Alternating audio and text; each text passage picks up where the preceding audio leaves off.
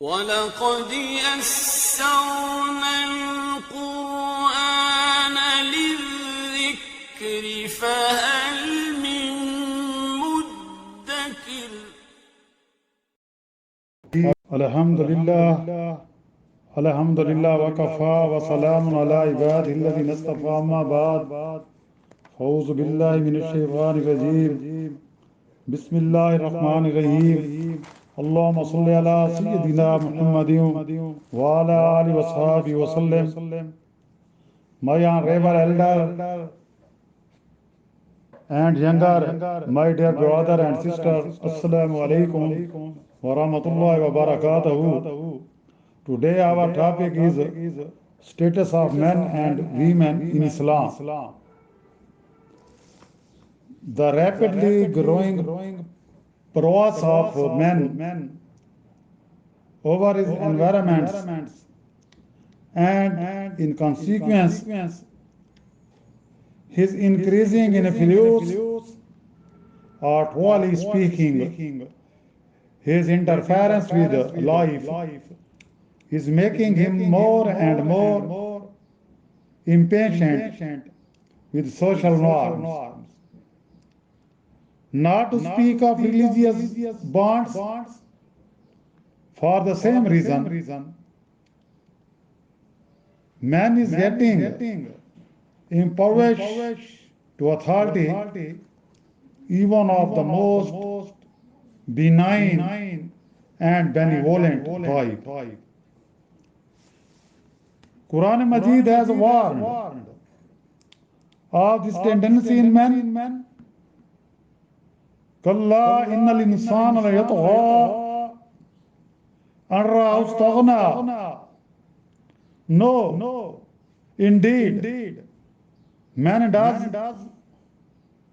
transgress all bounds when he thinks that he is self-sufficient.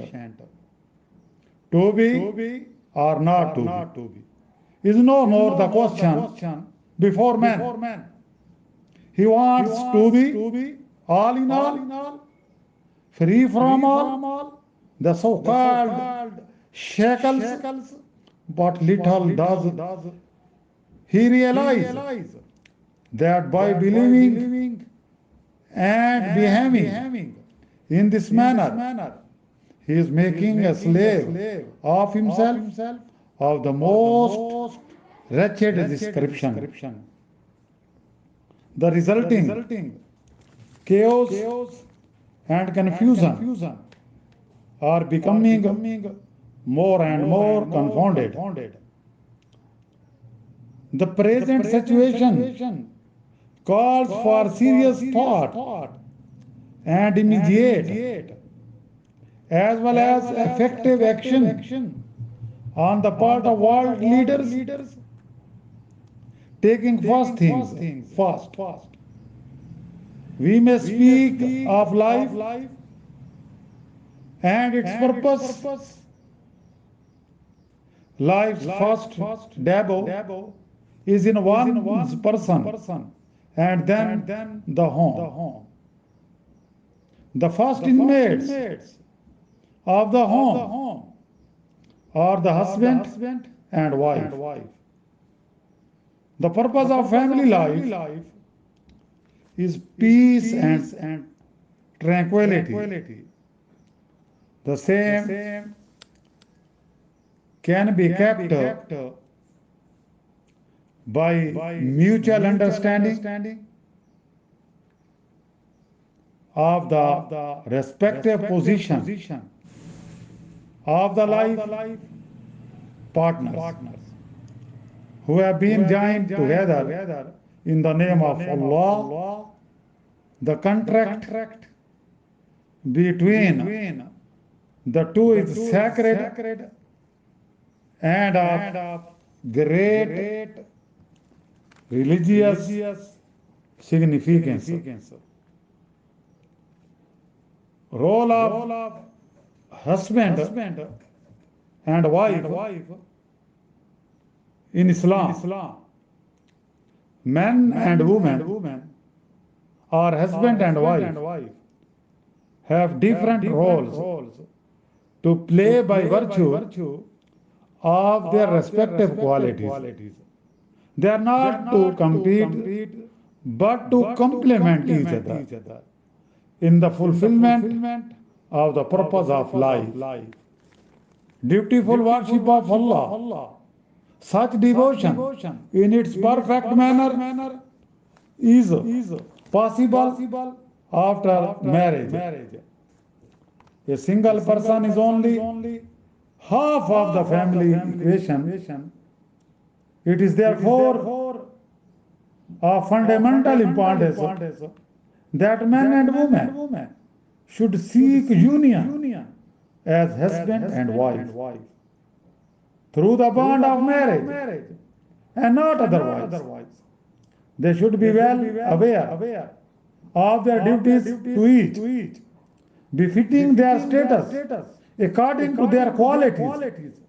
Even the slightest misunderstanding or male adjustment in the matter will upset the apple cart of domestic and social peace.